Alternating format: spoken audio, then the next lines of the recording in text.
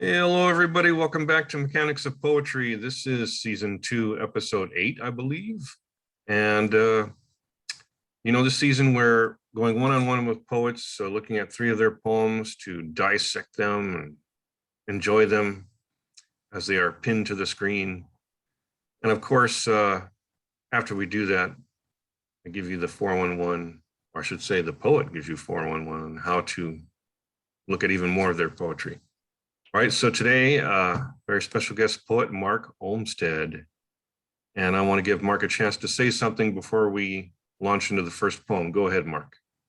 Hi, folks.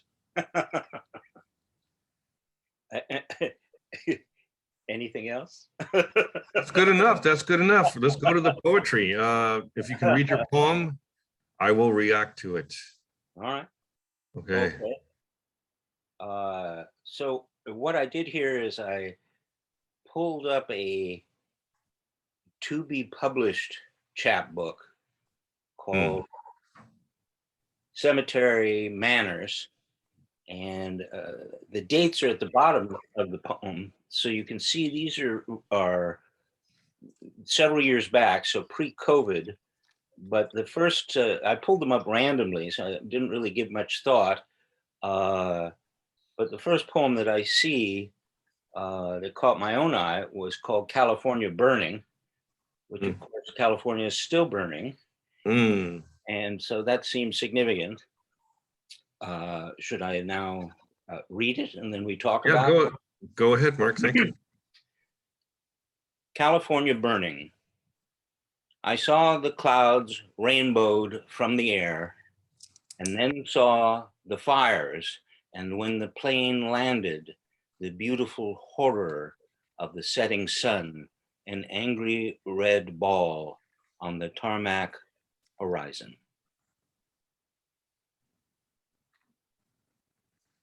So that's the end. That's December 7th, 2017.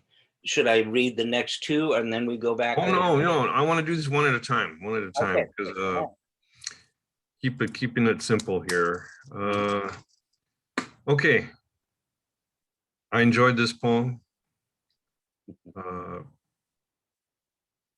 Being a Californian, I seen too much of this, that's for sure. But your poem has a real spectrum going on here.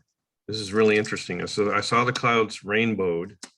It's a very interesting first line, from the air, and then saw the fires. When the plane landed, the beautiful horror, right? That's oxymoron of the setting sun. So I've got these images in my head. I've seen these things before. Yeah, clouds can rainbow. Oh, yeah. That setting sun is kind of unusual when there are fires, and you've captured that very well, the angry red ball. Whenever the sun's red, you know why. That's why. And then on the tarmac horizon, and I have to be honest, I got lost on the word tarmac, because isn't that, what is the tarmac? Is that where planes land or something, or what is it? So you see, it says, and when the plane landed. Oh, so you're in a plane? Yes. It only took me 3 days to figure that out. Sorry about that. That's all right. Right? I'm reading these for the first time, but I like the spontaneous response. That's why I do that. So it makes complete sense. Yeah. Okay, that's really very tight. Very good poem. Bless you, sir. It passes muster, to say the least. I think it's going to be a good chapbook if they're all as good as this. Let's see the next one. All right. Go down a little. Eggman.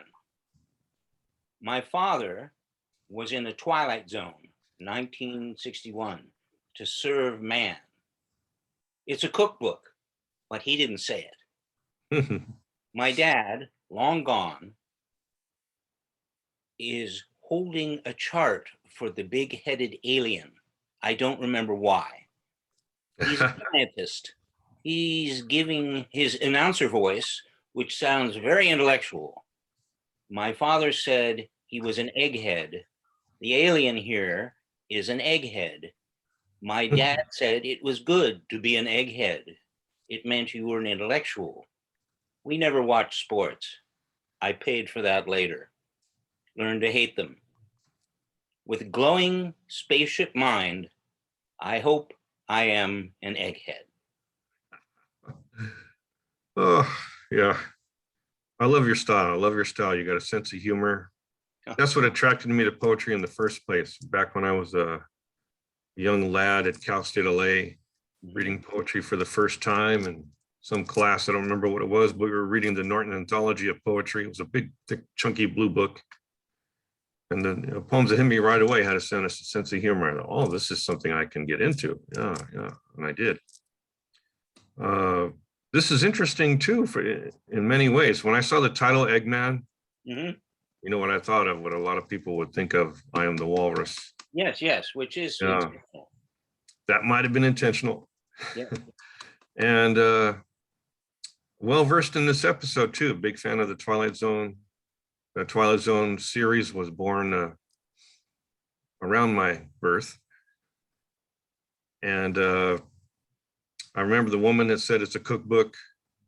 And then your dad, oh, he's the guy with the chart. Yeah, yeah, all right. It's a very short scene.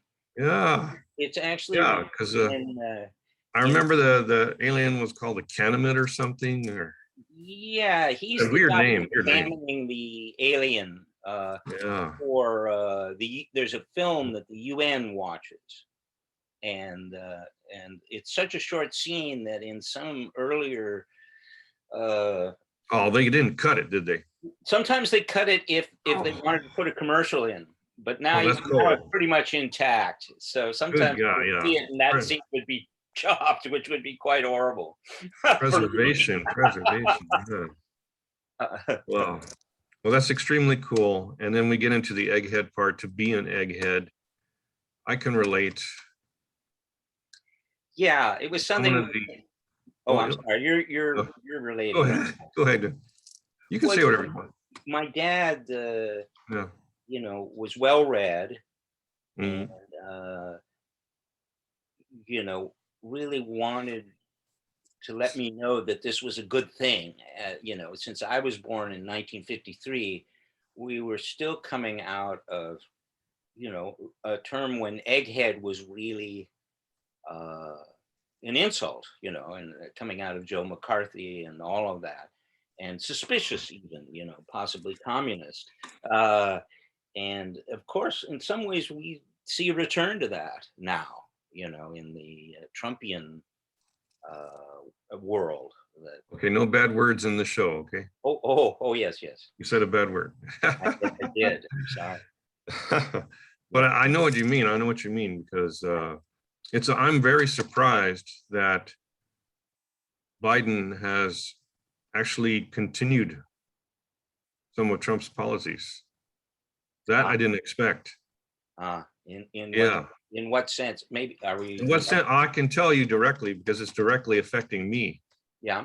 Uh, there's a thing called a tourism ban. Yes. And when Biden got elected, I was hoping he would lift that ban Mm-hmm. because I have a fiance in China. Ah. And I Oh haven't seen her. Well, actually, I should say I haven't touched her in 631 days, goodness. thanks to that bad name we can't say. Yes. And Biden continued that. In fact, if anything, he escalated the conflict between China and the United States because they're trying to use this politically and with leverage to get China to change their mind on Taiwan and things. And that's really, China is very adamant about not doing that. And Yes. As so they it's a were point of back then, contention. there's no Yeah. way that they're ever. So I'm personally affected, but we got to get back to the Sorry book. about that. I'm sorry, man. You asked the question and I jumped in there just like Right. a happy duck, into the pond of your question. I jumped in. That's all right. All right. But back at the poem, everybody has their own personal reaction to it. And when I hear the word egghead, it makes me think of myself too, especially because of my oddly sized head. I wear extra large caps, XXL, which are very hard to find. I see. Yeah, that's so it's both a good thing and a bad thing, I guess, right? big brained people, whatever, Well, or just, you teach, isn't this correct, at USC? Isn't that something? yeah, I've been teaching at USC this past year in the Upward Bound program there. Uh-huh. Well, clearly, And, teaching but at USC, you are is that officially you're an egghead egghead. status? Yeah, okay. There's Yeah. no doubt. Yeah. I taught at Occidental College for 36 years before that. Uh-huh. So that's pretty eggy too. Yeah. I'm sure. Well, we're drifting apart here. No, not really. So I just enjoyed that egghead talk, especially when it was contrasted with the sports world. Yes, Right. yes. Well, Yeah. yeah. I Yeah. I wound up in, I guess probably I became aware of sports around second grade, and by then it was too late for me, man. Because these kids all knew all about baseball and everything. I had never even seen a single game, Wow. football. Deprived. And I had no interest in it really. So I said, okay, well, I'll play this. And then I was horrible. And the kids said, oh God, so I would be like last or second to last to be picked. And I said, well, this totally sucks. So it led to a lifelong distaste for all sports. Well, all sports, I don't go that far, but Well, I'm with you. I'm with you on the baseball thing. It's not, I Yeah. have friends, of course, who are very into it. And I have, I have nothing against them for that, but it is all still very foreign to me. And I have, little enthusiasm for watching any of it or having, usually you have to have some sort of family initiation where a particular team is rooted for, and you get very excited and you hope that team wins and this team. Yeah. Yeah. Especially if it's your dad. Yeah. Yeah. That's got to happen. If you don't have that, then it's like meaningless. Mhm. So That anyway. sounds like another poem right there. Right. Yes. I'm going to finish this one off because the highest compliment I can pay is that this poem has a sensational ending. Oh, right. wow. That glowing spaceship mind, you saved your best image for last. That's for Mhm, sure. mhm. Yeah. That is just brilliant. Well, Proof of your poetic eggheadedness. But we just need one more poem to be yes, yes. No, conclusive. let's see what it is. Yeah. I'm not You're 2 for 2 so far. Uh-huh. So again, here we are. It's all, I think part of, as I put together this chapbook, I like to do it by date and sort of assemble the best poems of a particular time. Is this in chronological order? Yes. Mm-hmm. Yeah, okay. I can dig that too. I like that, because it's often, my own daily poetry is kind of like keeping a journal, except in poetic form. So at any rate, here we go. Let's go. Today, San Francisco. Burning Man, flower child, pink-haired, with Lakshmi goddess sticker on her pink guitar, tiny drum, and rucksack on the bus in the city that has grown so cold. Perhaps love will protect her. The light, Durga. This heart waif as I sit old in all black, even luggage black, an industrial band, coil skeletoned on my hoodie. And when she gets off, maybe she'll be all right in the too rich bundle of knives, this devourer, this cruelty of dollars and Mercedes and looking good expensive that was once my home when the poor were allowed. I'm really enjoying your poetry, sir. I've got to have a book. Yeah, yeah. I mean, we're not too different. Poetry is my diary too. And I've been keeping it in chronological order. I don't put it right on the poem, but lately I've been putting it in the table of contents. Well, I don't do it often when I send them out, but in a collection, I like to do it. Yeah, I'd have to admit editors are kind of nonplussed about it, probably. Yeah, they don't like dates generally, unless it's really significant. The proof is in the poem. And this poem delivers too, because it's got characters in it. It reminds me of Kaloki's poetry. He's got a few poems like this where he's observing people and describing them. So who is the name you said? Kaloki. I hope to have him in a future episode. Ah, Yeah, yes, he's older than us. He could be our dad.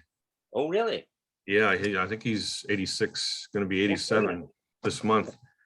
Yeah. And his mind is very sharp because he writes poetry and listens to news radio every day, and it's just very active intellectually. Okay, Great. but I hope that's my condition at that age. If I make it. Same here. Yeah. We can be that fortunate. 87. Yeah. Burning Man. That's pushing it. I know what it is. Burning Man. I know what it is. Lakshmi. I know who that is.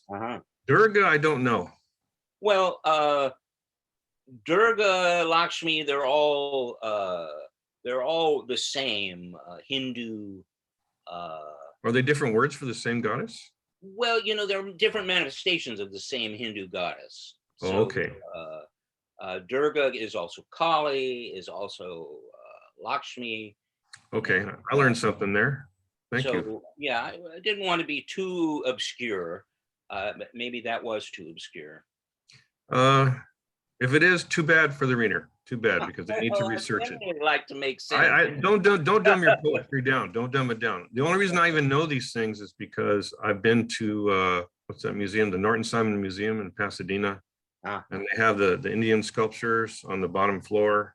All the hands, and so Kali's there, Lakshmi's there, and I'm sure Durga's there. I just didn't remember that one. Yeah, but that they're all manifestations of the same. That's interesting. I didn't know that.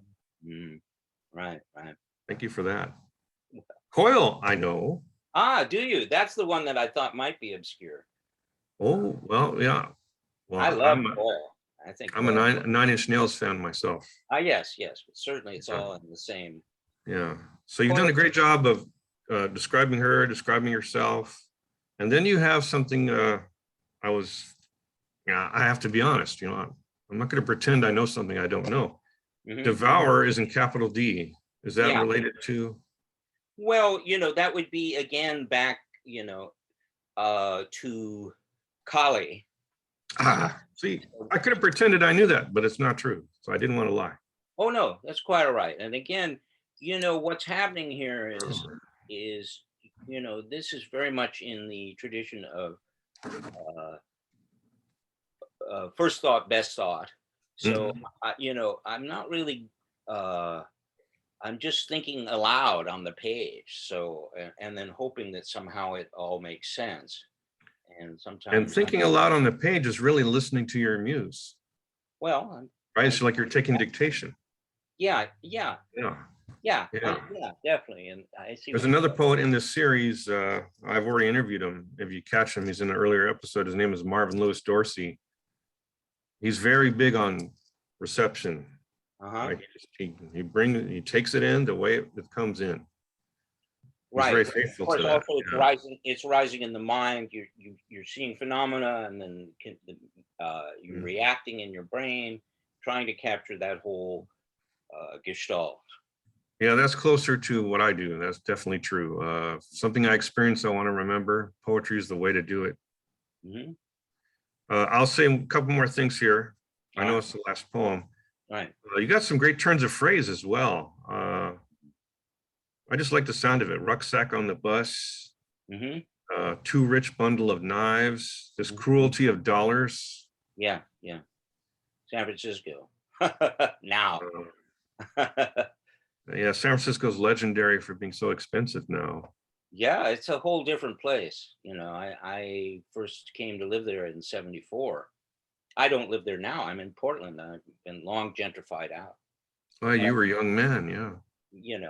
So of course it was pretty damn cheap, even in '74. You could live very easily. My son lived there. I think it was around 1990. It's really getting expensive by then. He might have been 21, but he was renting an apartment with other people, so they were each paying their share. Mm-hmm. Yeah. And my fiance's daughter is just starting college in San Francisco, and they have housing there. And of course, it's de rigueur for dorm housing to be 3 or 4 people, right? It's Yeah. pretty much in the same room. They're bunk beds and all that. Oh, horrible. So that's how they save money with that. I Yeah. couldn't stand that. Yeah, that's dorm life. You just endure it just to I get didn't through, do right? well with dorm life, even with one roommate, all the way back in 72 or something. Ooh, that's another And- poem. Oh, wow, I'd love to hear that story. Yeah. Yeah. All right. So in interest of time, I want Yes. to thank you for giving me a taste of your poetry. I really like it. I can relate to it. Thank you, sir. Looking forward to your book. And maybe now to conclude this episode, you can give us some information about getting our hands on the poetry of Marc Olmsted. How do we do that? How do we do that? Well, probably the easiest thing, I have a website, and I think Mhm. you'll see how to spell my name. MarcOlmsted.com. Yeah. So Okay. it's just one word and no caps, and you'll see what's there. There's all kinds of stuff there. Yeah, you've been writing a while, Yeah. quite a while. Yeah. Yeah. All right. Well, Yes, thank you, Mark. I've risen from obscurity to relative obscurity. That's what we poets do. Hey, welcome to the Relative Obscurity Show. Yes, it's like this is it. This is what Here I'm we about. go. There's another step on the ladder. All right. All right. In the interest of my uploading this easily, I'm going to conclude the recording. Here we Yes, go. sir.